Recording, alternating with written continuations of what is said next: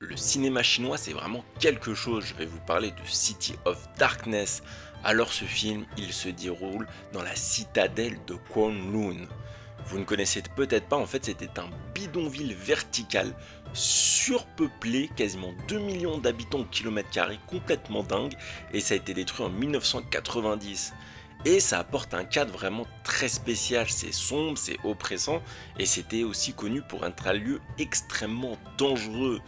Et justement, on va suivre un jeune migrant, voilà, un homme qui arrive, qui est complètement perdu, il est poursuivi par les triades et il va être recueilli par le baron un peu de cette citadelle.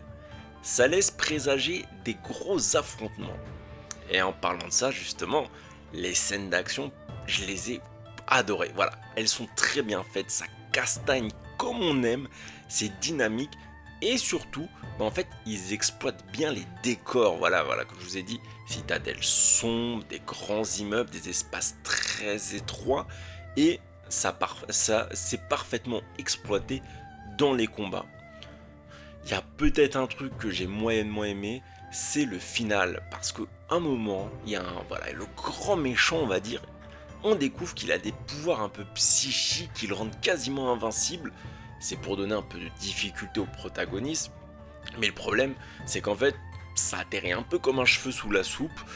C'est pas cohérent avec le reste de l'histoire et j'ai trouvé ça dommage de vouloir surjouer, mais bon, c'est vraiment le petit truc. Sinon, j'ai vraiment beaucoup aimé ce film.